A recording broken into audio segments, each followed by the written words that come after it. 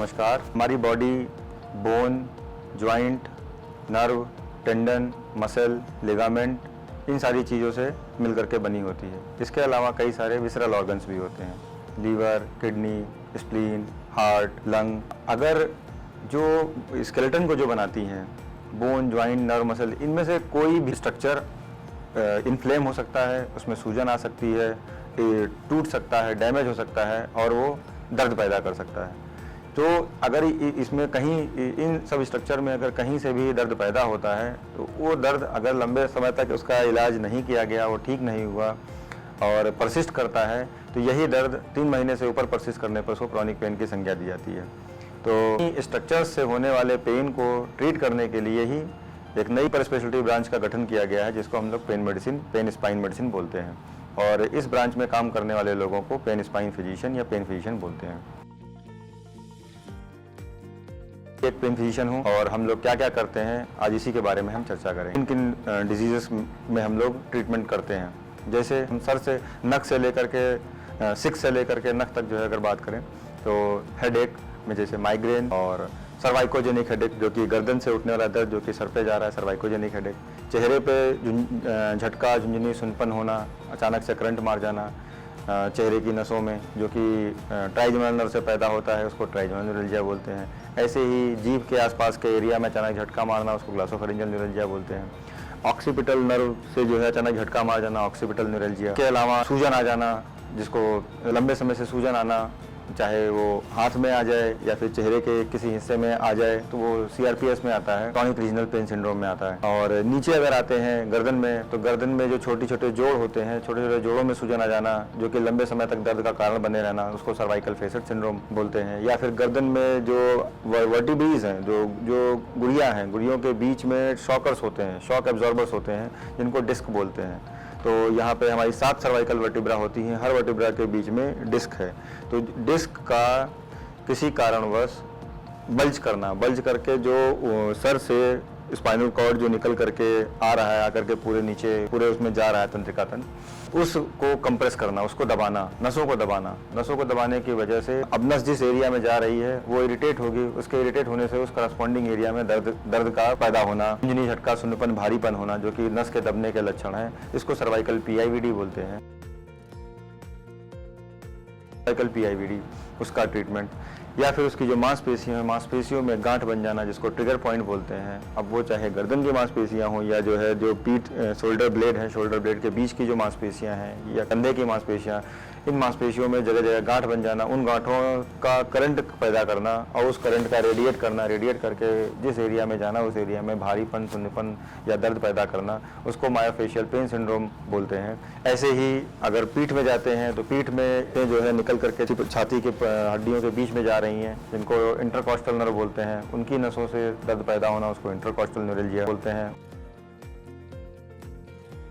रीढ़ की हड्डी में जगह जगह जो है दर्द होना, लसिक फेसेट, या फिर उसकी जो मांसपेशियां हैं उसके ऊपर की मांसपेशियों में दर्द पैदा होना, या फिर जो हड्डियां हैं उन हड्डियों का समय के साथ क्षरण होना, कमजोर होना, कमजोर होने के बाद उनका बॉडी के वजन को न संभाल पाना, उसकी वजह से पिचक जाना चोट से, जिससे जो है बिल्कुल कोई डैमेज, कोई इंजरी नहीं होना चाहिए, उस चोट से भी उनमें हड्डियों में दबाव हो जाना, कंप्रेशन फ्रैक्चर हो जाना। कहने का मतलब ये कि जैसे बाथरूम जा रहे थे, फिसल गए और हड्डी पिचक गई हड्डी में, और उससे क्या होगा, उससे कमर में या पीठ में भीषण दर्द, जो हड्डी पिचकी उस हड्डी के एरिया में भीषण दर्द पैदा होना। तो ये कंप्रेशन फ्रैक्चर है जो कि समय के साथ हड्डियों के कमजोर होने की वजह से होता है, जिसको ऑस्टियोपोरोटिक वर्टिब्रल कंप्रेशन फ्रैक्चर बोलते हैं।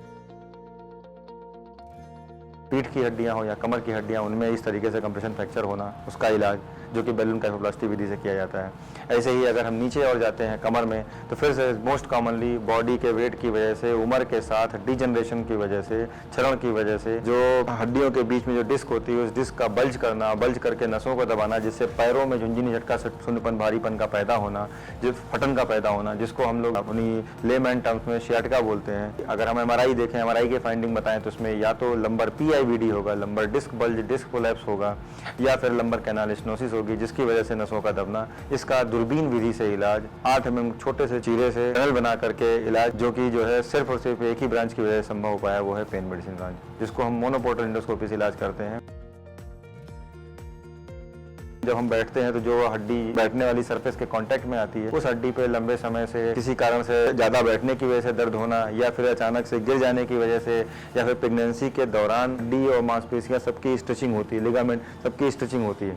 उनके स्टिचिंग के बाद उसमें पेन परसिस्ट करना और वो पेन फिर बाद में ख़त्म ना होना, जिसको टेल बोन पेन कहते हैं, कॉक्सीडायनिया कहते हैं, उसका इलाज। ऐसे ही रीढ़ की हड्डी, कूल्हे का जोड़, रीढ़ की हड्डी जो कि सेंटर में है और कूल्हा जो कि पैरों का हिस्सा है, उसका जोड़ जिसको सैक्रोइलियक जॉइंट बोलते हैं। सैक्रोइलियक जॉइंट में लंबे समय से दर्द बने रहना, वो जेनेटिक भी हो सकता है या किसी कारणवश भी प्रेगनेंसी के बाद भी मोस्ट कॉमन जो cause of low back pain है वो सैक्रोइलियक जॉइंट सिंड्रोम है। तो उसमें दर्द का आना, इस तरीके से पूरी रीढ़ की हड्डी ऊपर से लेकर के नीचे तक पूरी रीढ़ की हड्डी में किसी भी तरीके का पेन होना, चाहे वो हड्डी के कंप्रेशन की वजह से, जोड़ों में सूजन की वजह से, या डिस्क के बल्ज की वजह से, इनके या मांसपेशियों में गांठ बनने की वजह से, उनका जो ट्रीटमेंट है वो ट्रीटमेंट पेन मेडिसिन में संभव है। आधुनिक विधाओं से, परक्यूटेनियस इंटरवेंशन से, बिना चीरा बिना टाँके के इलाज है। डे केयर प्रोसीजर है जिसमें एक दिन में ही सब कुछ करके आपको दर्द मुक्त कर दिया जाता है।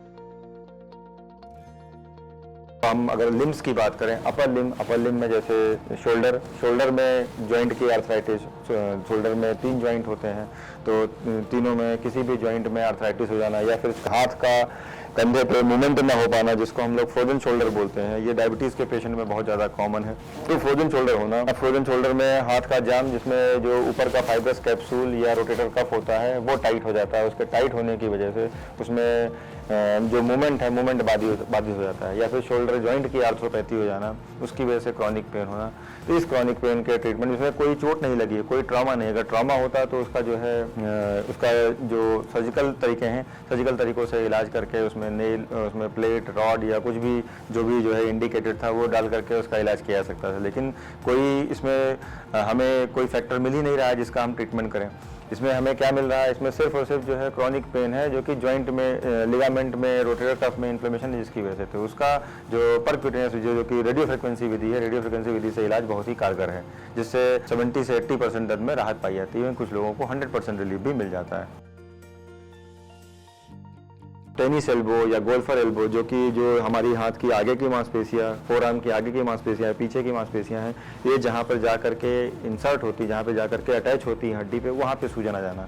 तो उसको जो हमारे ये मूवमेंट होते हैं, रोटी बेलने का मूवमेंट, या फिर हम जो टेनिस या बैडमिंटन खेलते हैं तो उसमें जो ये मूवमेंट है या ये मूवमेंट है, इस मूवमेंट पे पेन होना, जिसमें टेनिस एल्बो या गोल्फर एल्बो कहलाता है। तो उस पर अगर लंबे समय से पेन है और इसकी वजह से आपका मूवमेंट प्रभावित हो रहा है, मूवमेंट रिस्ट्रिक्ट हो रहा है, उसमें पेन मेडिसिन की जो थेरेपी है, ग्रोथ फैक्टर कंसंट्रेट थेरेपी, वो बहुत ही कारगर है। उसके जो है कुछ सेशन अलग अलग मरीजों के हिसाब से प्लान किए जाते हैं, जिससे जो है उनको बहुत अच्छा रिलीफ होता है। स्पोर्ट्स इंजरी में भी इस तरीके के आपको इंजरीज हो सकती हैं।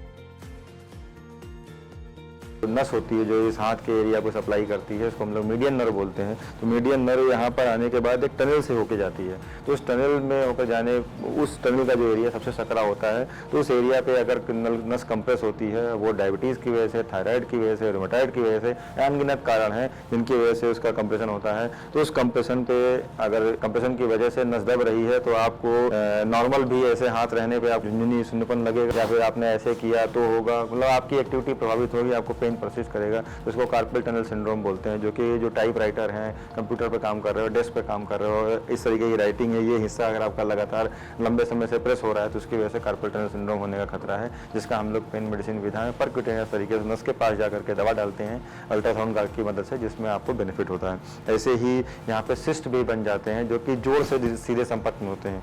ये यहाँ का जो है रिस्ट जॉइंट है, रिस्ट जॉइंट में अगर वहाँ का जो जॉइंट का पानी है, वो पानी अगर जो है बाहर आ जाए, बाहर आकर के यहाँ पे सिस्ट बना ले आगे या पीछे, तो इसको गैंग्लियन सिस्ट बोलते हैं। तो गैंग्लियन सिस्ट को एस्पिरेट करना, उसमें दवा डालना ताकि वो कम हो जाए और रिकर ना करे।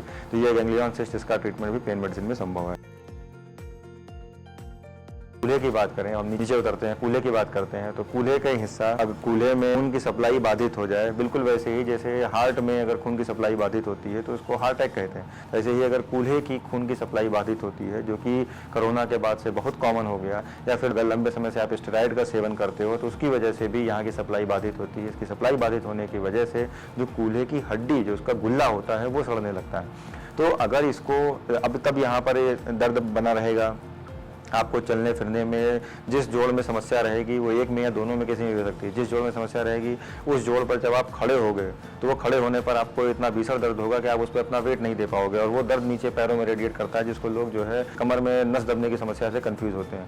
तो उसकी प्रिसाइज डायग्नोसिस बनाना और उसके बाद उसको देखना, अगर इसको अर्ली स्टेज में पकड़ लिया गया तो उस गुल्ले को ऑपरेट होने से, उसको रिप्लेस होने से बचाया जा सकता है। क्योंकि गुल्ला एक बार अगर खराब होना स्टार्ट हो गया तो समय के साथ खराबी होगी, क्योंकि सप्लाई बाधित हो गई। लेकिन अगर इसको अर्ली स्टेज में पकड़ लिया गया तो हम लोगों की जो bone marrow aspirate and concentrate therapy है और इसके साथ साथ रेडियो फ्रिक्वेंसी एब्लेशन है और डीमार्ट्स का जो आर्थराइटिस का रेजिमेन है, वो सारी चीज़ों को मिला कर कंबाइन करके इसका ट्रीटमेंट किया जाए तो हम इस गुल्ले को बचा सकते हैं। कितनी बड़ी बात है, आपके नॉर्मल जॉइंट को हम सेव कर सकते हैं। तो इसको एक बीमारी को एवियन ही बोलते हैं, avascular necrosis of hip joint, जो कि अगर अर्ली स्टेज में पकड़ा जाए, अर्ली स्टेज में इसकी डायग्नोसिस बन जाए तो इसका निदान संभव है। सबसे ज़्यादा कॉमन है उम्र के साथ, सबसे ज़्यादा समस्या महिलाओं में आती है जब उनकी माहवारी खत्म हो जाती है। माहवारी खत्म होने के बाद शरीर में ऐसे चेंजेस, हार्मोनल चेंजेस आ जाते हैं, हार्मोन की कमी हो जाती है कुछ, जिनकी वजह से हड्डियों जल्दी जल्दी गलने लगती हैं, जल्दी जल्दी वो कमज़ोर होने लगती हैं, जिसको ऑस्टियोपोरोसिस बोलते हैं।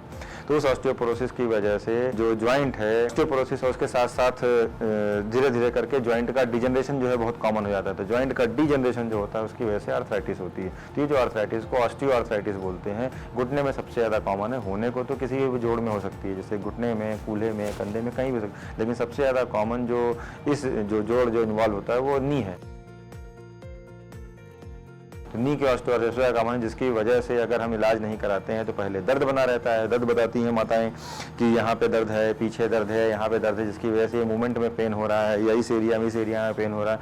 और उसके साथ साथ क्या है, जैसे जैसे समय बीतेगा वैसे वैसे वो भचकने लगती हैं, लचकने लगती हैं। क्यों? क्योंकि उसका अगर इलाज नहीं होगा तो जो आर्थराइटिस एक सिंपल आर्थराइटिस थी, जो पेन मेडिसिन की GFC growth factor concentrate therapy या फिर bone marrow aspirate concentrate therapy, BMAC therapy, जिससे हम जो है उसको रोक तो नहीं सकते थे लेकिन हाल्ट कर सकते थे, उसकी प्रोग्रेस को हम जो है बहुत स्लो कर सकते थे। कि जो सिम्टम आपको 45-46 साल की उम्र में या 38 साल की उम्र में आज की डेट में सिम्टम दे रही है, वो जो है उसके सिम्टम को सप्रेस किया सकता है और बीमारी को के जो चीज़ें डैमेज हो रही हैं, जो कार्टिलेज डैमेज हो रहे हैं, उनके रीजनरेशन को, उनके रिजुविनेशन को प्रभावित किया सकता है, उसको फिर से रीएक्टिवेट किया सकता है, जिससे जो है अर्ली स्टेज में अगर चीज़ें वो हो जाएँ, डायग्नोज हो जाएँ, तो इसको हम जो है, जो इस बीमारी है, इस बीमारी को हम कम से कम 60 साल 70 साल तक इसको जो है हम लोग टाल सकते हैं, इसको डिले कर सकते हैं, बढ़ा सकते हैं। ये सिर्फ और सिर्फ संभव है पेन मेडिसिन की BMAC थेरेपी से, GFC थेरेपी से।